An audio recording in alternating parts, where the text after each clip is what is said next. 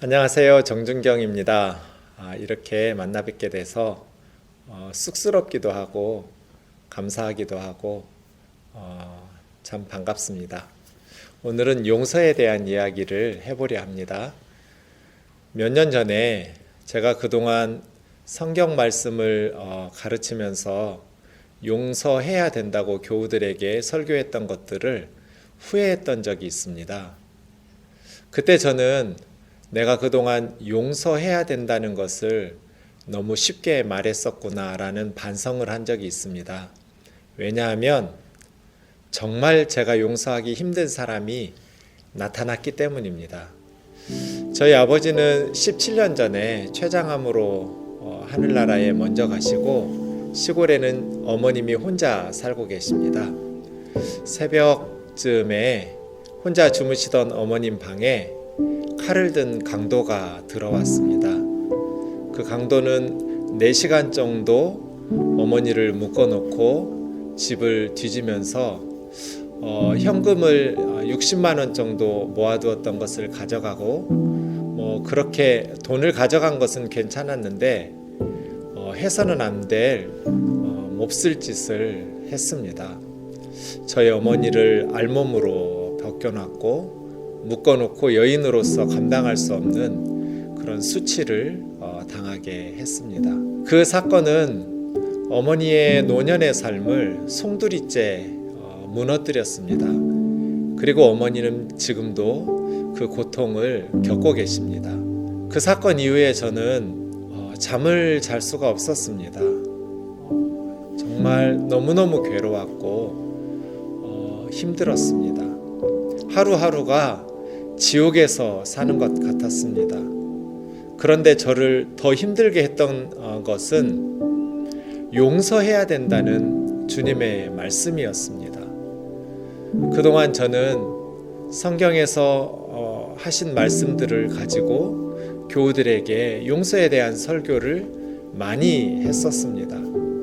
만달란트 주님으로부터 용서받았던 우리가 100데나리온의 빚을 진 그 동료들을 용서하지 않고서 어떻게 하나님의 용서를 구할 수 있겠느냐고, 또 우리는 원수까지 사랑하는 종교라는 것들을 강조해서 가르쳤습니다.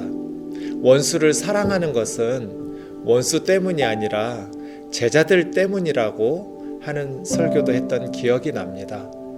원수는 발 뻗고 잘지 모르겠지만 용서하지 못하는 제자들, 누군가를 미워하는 증오심을 품고 편히 잠들 수 없기 때문에 우리는 억울한 일을 당할 때 용서를 선택하거나 아니면 보복을 선택할 텐데, 보복을 선택했을 때 그 결과가 얼마나 비참한지, 힘들지만 본성을 거스르지만 용서를 선택하는 것이 그리스도인들을 위해서 예수님은 자신의 제자들을 사랑하는 마음으로 원수들 때문이 아니라 용서하라고 가르쳤다는 설교들을 했었습니다. 그런데 막상 저의 문제가 되다 보니까 정말 용서가 힘들다는 것을 그때 깨달았습니다. 보복은 피해받은 사람들을 치유할 수 있는 힘을 주기도 한다는 생각을 하게 되었습니다. 악한 짓을 한 사람이 보복을 당하는 것을 보게 되면 피해를 당한 사람들의 마음이 치유가 된다라는 것을 생각하게 되었습니다. 그리고 그동안 주저앉아 있었던 무기력했던 그의 삶을 훌훌 털고 일어날 수 있는 새로운 용기를 줄 수도 있다는 생각을 하게 되었습니다. 그런데 문제는 저는 목회자로서, 예수님의 제자로서 다른 선택이 남아있지 않았다는 것입니다. 많이 고민했습니다. 다른 방법이 있을지 찾아보았습니다. 그런데 언제나 결론은 용서하는 것이 주님의 뜻이라는 것을 발견하게 되었습니다. 용서할 수 없는데 용서해야만 된다고 설교했던 저의 설교들이 저를 괴롭히기 시작했습니다. 얼마나 그 갈등이 심했는지 나중에는 정신병원에 입원해야 될 것 같은 그런 위기 상황을 만나기도 했습니다. 많이 힘든 시간들, 괴로웠던 시간들이 지나면서 몇 주가 흐른 후에 비로소 저는 이런 기도를 했던 것 같습니다. 어쩌면 그 기도조차도 너무나 하기 싫었기 때문에 몇 주간의 시간이 필요했는지 모릅니다. 주님이 다 지켜보시지 않았나요? 어떻게 제가 그 강도를 용서할 수 있을까요? 돈만 가져갔다면, 칼로 위협만 했다면, 알몸으로 벗겨놓고 그런 수치심을 여성으로서 겪지 말았어야 될, 그것만 안 했더라면 차라리 나는 용서가 쉬울 것 같은데, 너무너무 괴롭고 힘든 그 어머니를 상상하면 나는 죽을 것 같이 힘든데 내가 용서해야 된다는 것 때문에 더 힘이 듭니다. 그런데 예수님의 뜻은 분명하다는 것을 제가 압니다. 주님의 뜻은 저에게 그를 용서하고 축복하며 기도하는 것이라는 것을 제가 인정합니다. 하지만 저는 정말 용서하고 싶지가 않습니다. 그리고 용서가 불가능합니다. 주님, 도와주십시오. 제가 그 기도를 할 때 저는 제가 용서할 수 있을 거라는 생각을 하고 기도한 것은 아닙니다.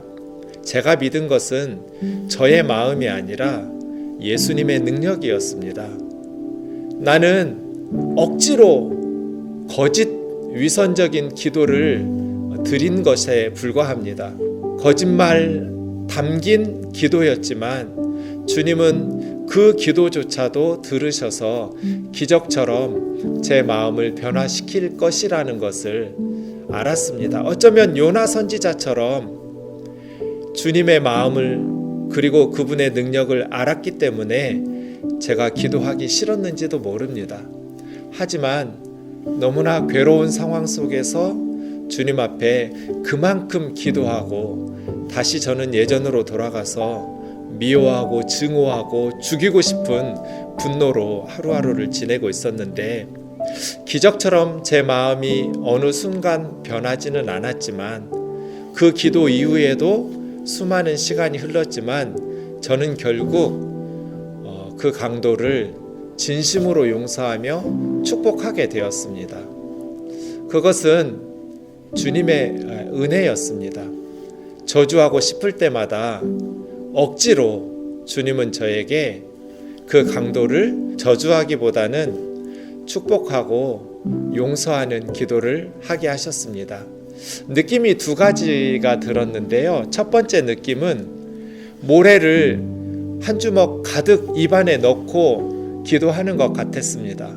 너무나 내뱉기 싫은 그 강도를 용서한다는 말, 축복한다는 말, 예수님을 믿고 구원받고 천국 가기를 원한다는 말이 그렇게 내뱉기 싫었기 때문에 입안에 모래를 가득 넣고 말하는 것 같았습니다. 그런데 두 번째 느낌은 어린 아이들이 쓴 약을 먹어야만 될 때 엄마가 그 아이를 설득하는 그런 장면들이 있지 않나요? 그런 것 같았습니다. 주님께서 제 곁에서 준경아, 이 약을 먹지 않으면 너는 더 많이 아프게 되고 죽을 수도 있어. 그러니 힘들지만 이 쓴 약을 꼭 삼켜야 돼. 뱉어내면 안 돼. 하고 주님께서 제 곁에서 격려하시는 것처럼 증오하고 저주하고 싶은 그 순간에 용서와 축복을 억지로였지만 기도하게 하셨습니다. 저는 주님의 마음에 감동대로 순종하면서 많이 울었습니다. 기도를 내뱉고 나서 참 많이 울었던 기억이 납니다. 제가 하고 싶지 않았던 기도였으니까요. 그런 시간들, 그 힘겨운 용서라는 선택의 시간들이 쌓이면서 진심으로 어느 순간부터는 그 형제님을 위해서 용서하고 기도하는 축복의 기도가 나오기 시작했습니다. 시간이 흘러서 어머니에게 이런 이야기를 나누었습니다. 엄마, 이 동네에서 예수님을 믿는 가정이 몇 가정 안 되는데 동네 사람들 중 예수님을 믿지 않는 사람들이 왜 하필이면 예수 믿는 사람 집, 그 집 한 집으로만 강도가 들어갔을까? 하나님이 정말 살아계시는 것인가 하고 조롱하지 않느냐고 그랬더니 시골 분들이 정말 어머니 친구분들이 그런 이야기들을 하고 있다라는 것을 들었다고 이야기했습니다. 그래서 제가 어머니에게 저의 이야기를 전해드렸습니다. 엄마, 이 동네 어느 집에도 강도가 들어오면 안 돼요. 강도가 들어와서 되는 집은 한 집도 없지요. 그런데 만약 어느 한 집에 강도가 들어와야만 한다면 저는 우리 집에 들어오는 것이 맞다고 생각해요. 제가 그렇게 말했을 때 어머니는 깜짝 놀라는 표정이었습니다. 왜 날마다 새벽기도 다니고 그렇게 신실하게 살아가는 하나님의 자녀의 집에 강도가 들어야 했을까요? 저는 어머니에게 우리는 하나님을 믿으니까, 우리는 하나님이 도와주심을 믿으니까, 그리고 하나님께 기도할 수 있으니까 우리 동네에 어느 집도 강도가 오면 안 되겠지만 누군가 꼭 한 집에 들어와야 된다면 믿음이 가장 좋은 예수님을 가장 신실하게 믿는 우리 집에 들어오는 것이 맞는 것 같다. 그 사건 이후로 우리 동네 근처 모두가 CCTV를 달기 시작했습니다. 그 사건이 있기 전까지는 그 주변 동네들이 CCTV라는 것을 달지 않았었습니다. 그런데 지금은 그 주변의 모든 동네들이 CCTV를 달았고 해마다 곡식을 도둑질해가는 사건들이 있었는데 CCTV를 단 이후에는 곡식 도둑도 사라졌습니다. 어쩌면 강도들도 도둑들도 그 지역을 살피면서 다니겠지요. CCTV가 여러 대 설치되어 있은 후로는 도둑이나 강도가 몇 년 동안 한 건도 없었다는 것, 그것 때문에 우리 어머님이 강도를 만났다고 생각하지는 않습니다. 저는 하나님의 뜻은 모릅니다. 그러나 중요한 것은 예수님을 잘 믿으면 남들이 겪지 않는 큰 불행을 만나지 않는 것이 아니라 만날 수도 있다. 중요한 것은 해석이라고 생각합니다. 영적인 해석, 성경적인 해석. 똑같은 사건을 겪는다고 해서 똑같은 결과가 돌아오지는 않습니다. 그 사건 자체가 우리에게 영향을 미치지는 않습니다. 정말 우리의 삶에 영향을 미치는 것은 그 사건에 대한 해석이지요. 강도 만난 사건을 어떻게 해석할 것인가에 따라서 그 어려움을 극복하고 더 깊은 목회자로, 그리스도인으로, 예수님의 제자로 변화될 수도 있고 그 사건의 해석에 따라서 하나님을 등 돌리고 떠날 수도 있는 위기적 상황이 될 수도 있었을 것입니다. 신앙생활 한다는 것, 그것은 하나님께서 기뻐하시는 선택을 하는 것 같고 예수님의 제자다운 선택이 죽을 것 같이 힘들고 불가능할 것 같이 무리한 요구를 하신 것 같지만 순종할 때 찾아오는 마음의 평안과 더 깊은 예수님의 제자로서의 성숙의 과정들은 이로 말할 수 없는 영적인 유익을 주는 것 같습니다. 여러분의 삶 속에 어떤 해석과 선택을 하고 있는지 하나님께서 기뻐하시는 힘들지만 예수님의 제자다운 선택을 하면서 살아가는 저와 여러분 되기를 주님의 이름으로 축원합니다. 감사합니다.